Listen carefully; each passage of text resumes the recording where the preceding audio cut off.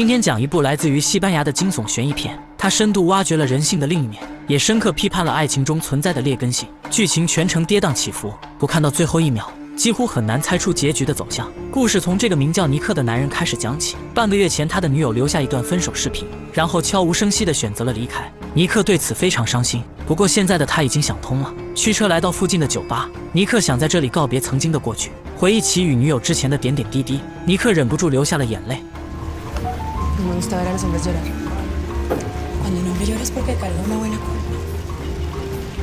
时间一晃来到深夜，服务员安娜走过来提醒他打烊了。此时的尼克已经喝醉，丢下一沓钞票便起身离开。安娜担心这个醉酒的男人出事，追出来果然看见他摔在了地上。这种状态下根本不能回家，于是安娜只好充当了代驾司机。因为无法得知男人的住址，好心的安娜便将其带回了自己的家。第二天醒来后的尼克一脸茫然，他不知道自己为何会出现这里，而眼前的女人又是谁呢？安娜简单讲了下昨晚的情况，男人这才想起了怎么回事，着急忙慌地告别安娜。尼克没有道谢便离开了地方。舞台上，尼克是一家乐团的音乐指挥家，但今天的他根本不在状态。或许是想到了昨晚的经历，尼克提前结束工作离开了乐团，再次来到酒吧。尼克为昨天的事向安娜表示感谢，如果没有她的帮助，自己有可能要流落街头。等到安娜下班之后，尼克带她参观了自己工作的地方。安娜本就被尼克的气质所吸引，再加上近距离接触，谈话间很快弥漫了暧昧的味道。不知不觉中，两个年轻人终究是吻到了一起。当晚的他们也发生了亲密关系。次日清晨，安娜在尼克的大别墅里醒来，一步到镜子前整了整衣襟，她很满意躺在床上的男人，随即来到旁边的卫生间。安娜发现这里有2副牙刷，没有多想拿起一把准备刷牙，可水池中却传来了阵阵声响。疑惑的安娜俯身聆听，但奇怪的声响又消失了。之后来到客厅闲逛，安娜看到了一个乖巧的狗狗，以及一台用来设计的小型工作台。刚刚拿起上面的草稿查看，尼克突然出现在了身后，他不想让安娜碰台子上的东西。随后两人共进了早餐，尼克让安娜今天就搬过来住，言下之意是确定了两人的关系。就当他们吃完早餐准备出门时，有2名警察找上了门，声称确认尼克的女友还未出境。抬头注意到后面的安娜，警察不禁有些好奇，现任女友刚刚失踪没多久，尼克竟然又找了新的女孩。完全蒙在鼓里的安娜有些疑惑，尼克不是说没有女友吗？怎么又牵扯出一桩失踪案呢？待到警察走后，尼克解释说之前确实有个女友，不过他抛下自己跟别人跑了，且还留下了一个分手视频。因为当时拨打他的手机联系不上，所以才选择了报警。其实尼克如果有个好一点的手机，或许还能找到女友。看到这里让我想起了转转平台，它上面的二手手机特别划算，我这台二手华为 P40 Pro 就比新机便宜了2000多。转转是个官方业二手平台，每台手机都经过了全面检验，比外面的二手更正规，而且春节也正常发货，买回来还可以先试用7天，不喜欢直接退。我去年6月前在上面买的平板，直至用到现在还很流畅呢，推荐你也去转转。傍晚时分，刚搬进来的安娜发现了不对劲，浴缸里的水竟然泛起了波纹，周围明明安静的可怕，但为什么会有波纹呢？意识到房子里有古怪，安娜再也不敢多做逗留。回到卧室后，安娜和尼克亲热起来，可亲着亲着又察觉了异常，家里的狗狗竟然在看着自己。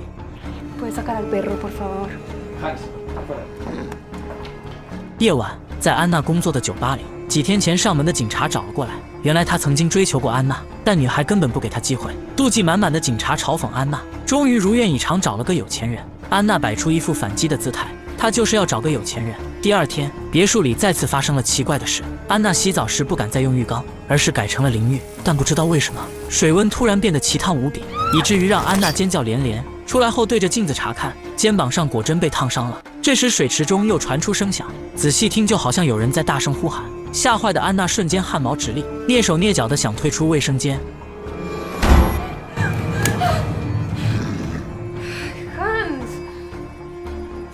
诡异的经历丝毫没有影响安娜，她自由自在地四处闲逛，仿佛就是这栋房子的女主人。偶然间看到地槽中有个东西，掀开后竟然是一把古老的钥匙。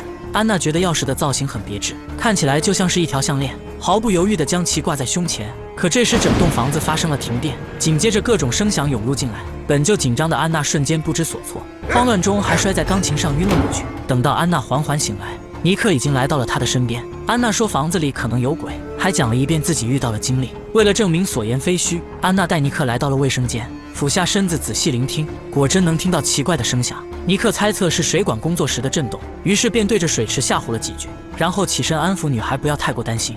又过了几天，尼克突然接到警方的一通电话，说是发现了一具被烧焦的女尸，他们觉得可能是尼克的前女友，所以想让其过来辨认一下。事不宜迟，赶到警方的停尸间，而面目全非的尸体根本无法辨认。尼克只看一眼便说这并不是，直觉告诉他前女友还没有死。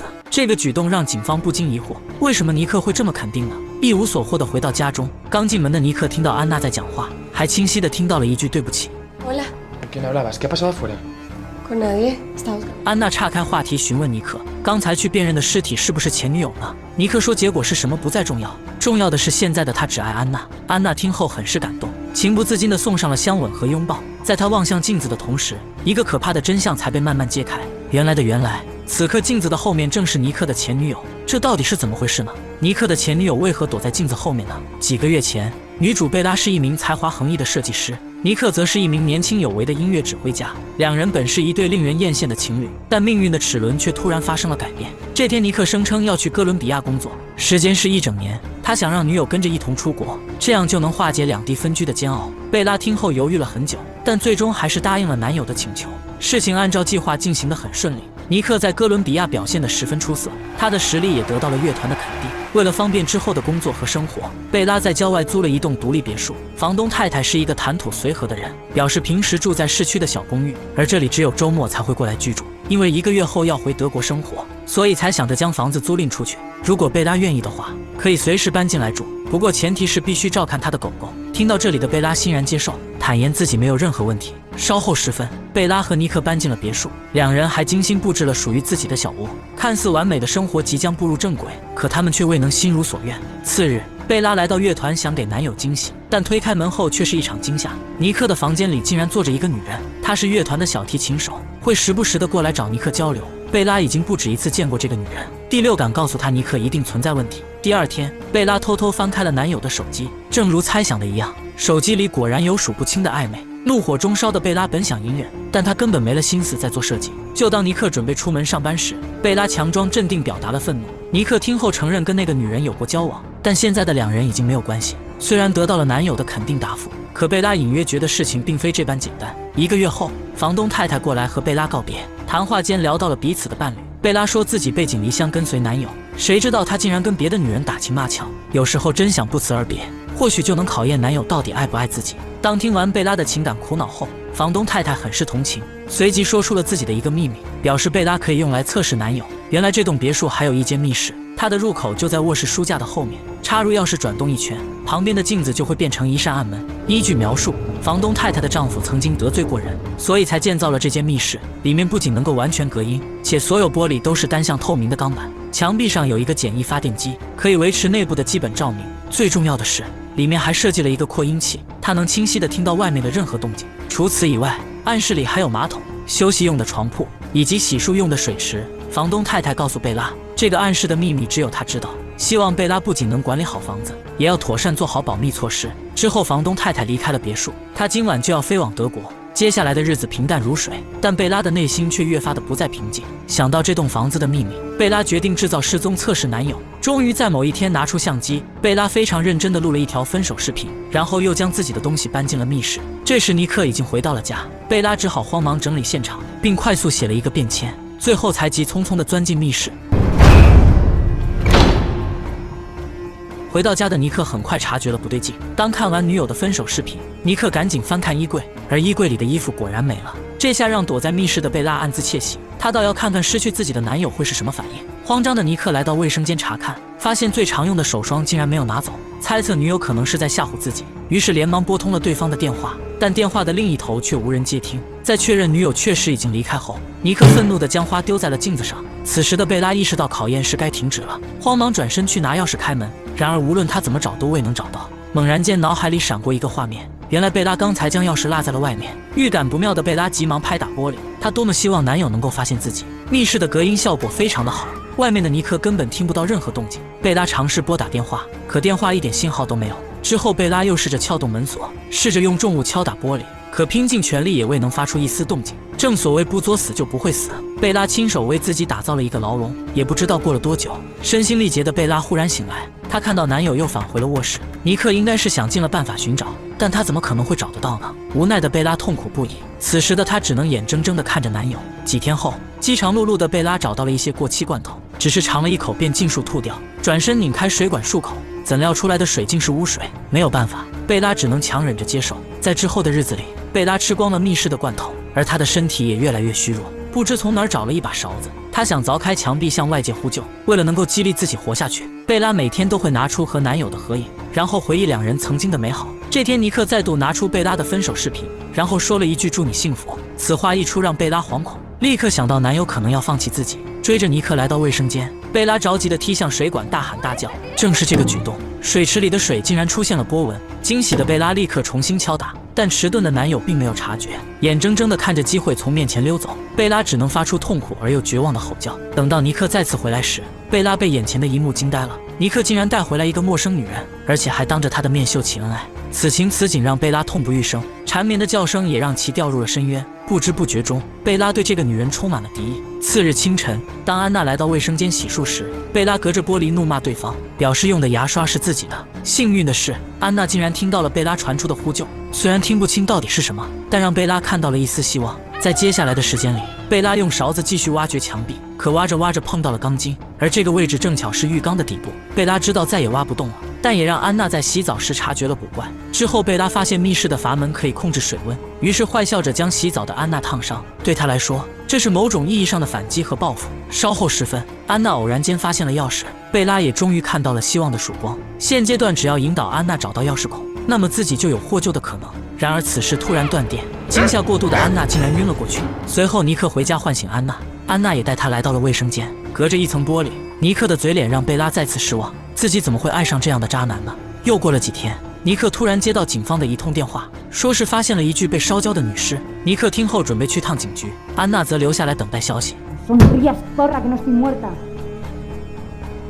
无聊地来到室外散步，安娜随手向河里丢了一个东西，而水面的涟漪立刻让她恍然大悟。浴缸里的水之所以会发出波纹，一定是有人采用外力造成的。为了验证自己的猜想，安娜在水池里放满水，然后开始了自己的试探。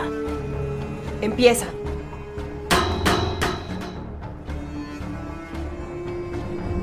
Para.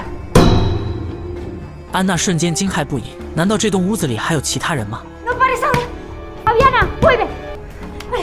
壮着胆子又尝试问了几个问题，贝拉都非常配合地一一回答。几番问答下来，安娜最终总结出了答案。被困在镜子后面的人是贝拉，密室的入口就在卧室的镜子后面。转身回到卧室，赫然看见狗狗正在狂吠镜子。事情再也明显不过，镜子的后面必然就是密室的入口。安娜尝试着搬动镜子，但用蛮力根本是行不通的。意识到密室可能藏有机关，于是安娜看向了旁边的衣柜。经过一番摸索，安娜终于发现了钥匙孔，而脖子上的项链正是密室的钥匙。就当安娜要插入钥匙开门时，她却突然犹豫了。如果把贝拉救出来，尼克还会爱自己吗？自己和尼克只有床上的共鸣，可贝拉和尼克却有共同的话题啊！思考再三的安娜没有十足把握，只能再次来到镜子前，然后对着贝拉说了一声对不起。自己好不容易攀上一个高枝，怎么能轻易的放掉呢？这时从警局回来的尼克听到声响，他询问安娜是在跟谁对话，安娜没有回答，直接岔开话题，而这也让贝拉陷入了无尽的绝望。唯一的救命稻草就这样被摧毁，再也没有人能够救出贝拉。当天晚上，安娜躺在床上无法入眠，尼克也坐在客厅不想回到房间，他们各自都有着心事，唯独家里的狗狗看穿了一切。第二天，安娜将卧室搬到了另一个房间，然后重新陈列了衣柜的物品，这样做不会再有人发现秘密，因此安娜就可以慢慢成为正派女友。就当她畅想未来的美好时，曾经的追求者敲开了门，他递给安娜一份资料，里面全是尼克和小提琴私会的照片。原来看似专一的尼克实则是个渣男，这下让安娜大彻大悟，自己不过是别人的玩物罢了。她甚至还想为这些虚无的东西害死贝拉。一念及此，跑到卫生间，安娜想问问尼克到底是什么样的人，而贝拉为何会被关进密室呢？镜子后面没有丝毫反应，安娜顿时起了怜悯之心，急忙用钥匙打开密室，一开门就闻到了阵阵恶臭。难道贝拉已经死了吗？怀着忐忑的心步步深入，转眼就看到贝拉正躺在床上一动不动。安娜慌忙蹲下查看，试图摸索脉搏辨别死亡。这时的贝拉突然袭击，一瓶砸下去让安娜瞬间躺倒，紧接着抓起地上的钥匙，贝拉头也不回地拼命向外跑，然后重重地关上了密室的门。看着劫后余生的自己，贝拉不敢置信曾经遭受的折磨，拖着虚弱的身躯来到楼下。此时正好收到了来自德国的电话留言，房东太太不久前去世了，德国的家人想把这栋房子卖掉，也就是说，现在唯一知道密室的人只剩下了贝拉。想到自己曾经深爱的尼克，贝拉想了想，还是决定离开。等到尼克回到家中，他看到床上有一把密室钥匙，以及镜子上贴着一张合影，一张贝拉曾经和尼克的合影。尼克看着这些东西波澜不惊，他好像早就知道密室的秘密，又好像根本不知道发生了什么。至此，本片结束。